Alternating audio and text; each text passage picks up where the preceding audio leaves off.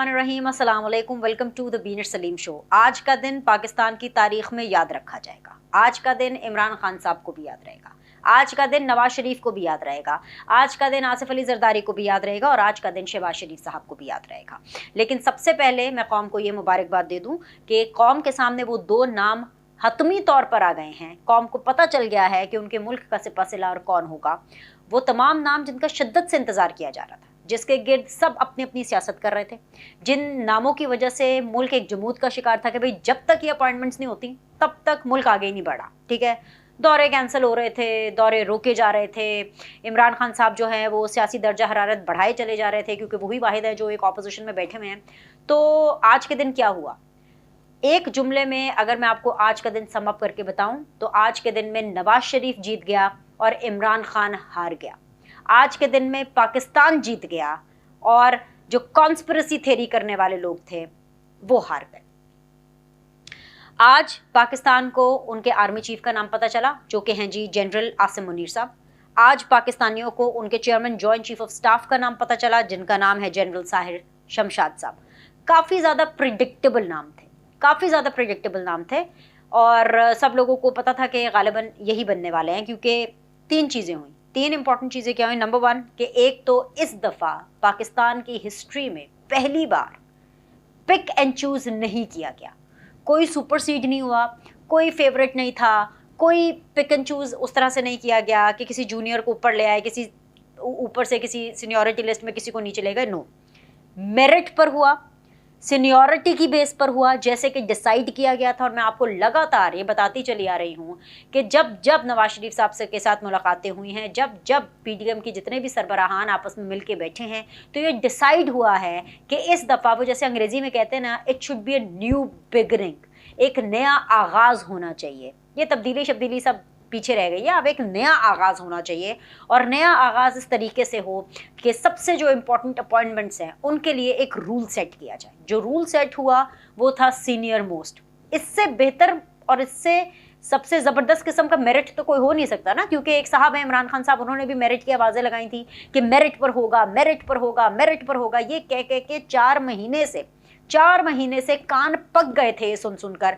जिस तरीके से वो एक स्पेसिफिक नाम के साथ कंफर्टेबल नहीं थे, वो नाम था of course general Asim Munir साहब का। उसके साथ वो क्यों कंफर्टेबल नहीं थे वो भी आप लोग को पता है कि किस तरीके से उन्होंने करप्शन पकड़ी थी जब वो डीजी आए थे, किस तरीके से उन्होंने बुशरा बीबी साहिबा की करप्शन पकड़ी थी, पंजाब में आसपास जो लोग हैं करता धरता जो लोग थे उनकी करप्शन पकड़ी थी और उन्होंने इमरान खान साहब को इसकी शिकायत लगाई थी। और इन रिटर्न इमरान खान साहब ने क्या किया, वो शख्स जो कि मेरिट की लगातार बात कर रहा था, इमरान खान साहब ने इन रिटर्न क्या किया कि जनरल आसिम साहब को ऐसे DGI हटा दिया। ये किसको पता था? किसको पता था कि ऊपर वाले का फैसला कुछ और होता है। ऊपर वाले का फैसला क्या था? अक्कड़ तोड़ने का इमरान खान साहब की, इमरान खान साहब की अक्कड़ को, उनकी ईगो को ख़त्म करने का। और ये ईगो को ख़त्म करना ही है। इसीलिए मैं PTI वालों को अक्सर कहती हूँ कि PTI वाले भी ज़रा थोड़ा सा ना ज़मीन पर आए, थोड़ा सा ज़मीन पर आए। भाई कल को जिसको आपने माजी में ऐसे DGI हटाया था वो आज मुल्क का आर्मी चीफ है। इसी तरह ये एक जज को भी हटाना चाहते हैं, लगातार हटाने की कोशिश में लगे रहे। एंड आरिफ अलवी साहब ने खुद से, जो हमारे प्रेसिडेंट है, उन्होंने एक रेफरेंस भेजा। ऑफ कोर्स आपको क्या पता, you never know, he is going to be the chief justice of Pakistan future में। सो इसको कहते हैं ऊपर वाले का इंसाफ, इसको कहते हैं बहुत ही टेरेबल परफॉर्मेंस। ये इमरान खान साहब की टेरेबल परफॉर्मेंस ही है कि वो गेज नहीं कर पाए, वो देख नहीं पाए, वो अपनी अपनी जिद में इतने अंधे हो गए थे और इतने अंधे हैं कि उनको पता ही नहीं है। वो सबसे इर्रेलेवेंट, इमरान खान सबसे ज़्यादा इर्रेलेवेंट सियासतदान निकले इस पूरी सिचुएशन में।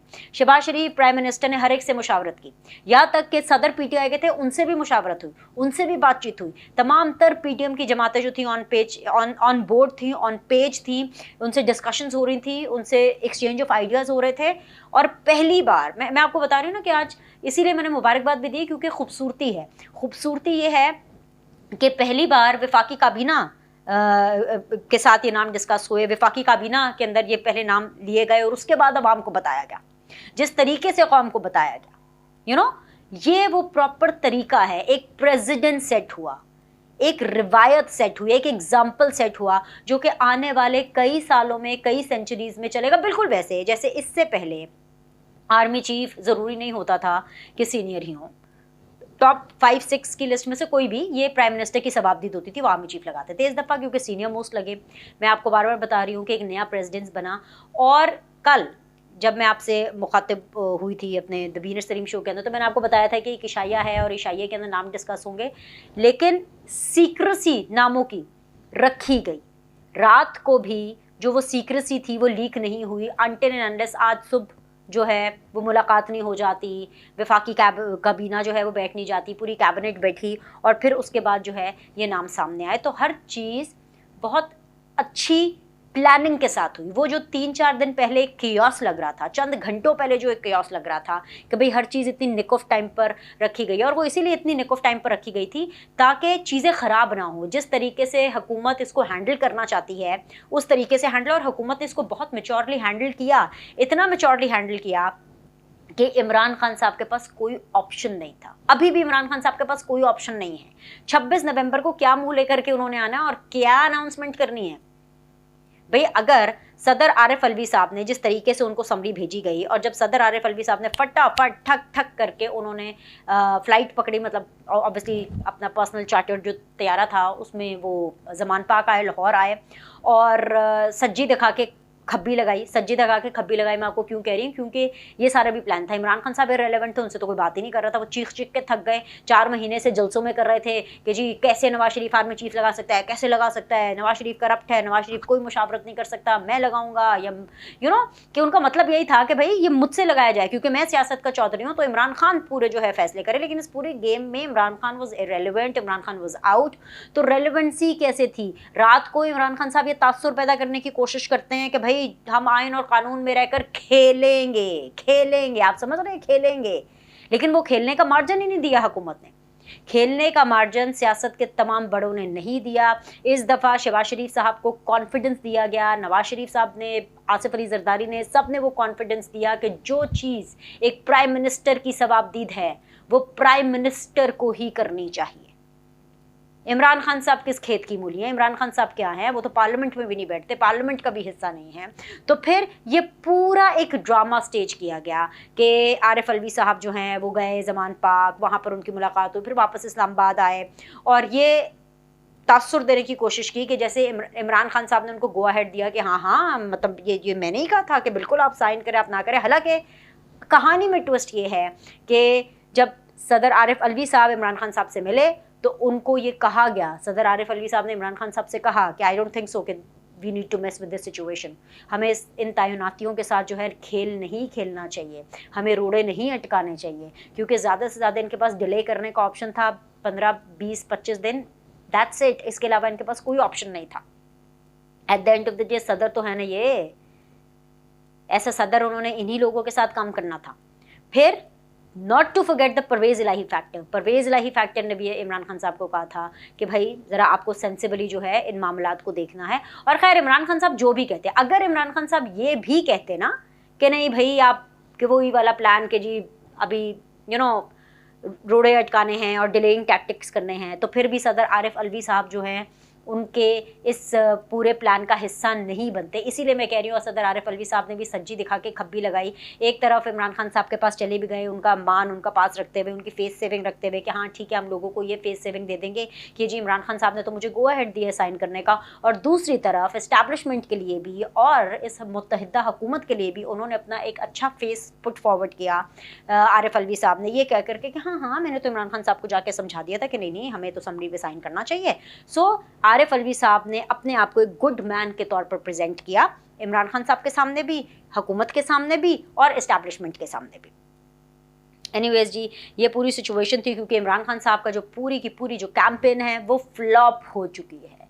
वो इसलिए फ्लॉप हो गई है क्योंकि वो लगातार वोट ऑफ नो कॉन्फिडेंस के बाद पहले साजिश कहते रहे, अमरीकी साजिश कहते रहे, फिर इस्टेब्लिशमेंट की साजिश कहते रहे, फिर मीर जाफर कहते रहे, फिर मीर सादिक कहते रहे, पता नहीं क्या क्या कुछ कहते रहे, फिर उसके बाद एंटी अमेरिका से प्रो अमेरिका हो गए, फिर उसके बाद मीर जाफर मीर सादिक उनकी तकरीरों से बिल्कुल बाहर निकल गया। उसके बाद उन्होंने बहुत ज़्यादा एड़ी चोटी का जोर लगाया कि जी किसी तरह बस जनरल आसिम मुनीर साहब ना बने क्योंकि वो उनके साथ कंफर्टेबल नहीं है, लेकिन फिर आसिम मुनीर साहब बन गए हैं। अब आप बहुत जल्दी देखेंगे कि उनकी तारीफों के पुल बांधना शुरू हो जाएंगे इमरान खान साहब, क्योंकि उनके साथ बिगाड़ कर उनको मजीद अपनी सियासत को ख़त्म नहीं करना है। इमरान खान साहब के लिए भी, जहाँ पाकिस्तान के लिए ये एक नए दौर का आगाज़ है, ये इमरान खान के लिए भी एक नए दौर का आगाज़ हो सकता है अगर वो इससे भी सबक सीखते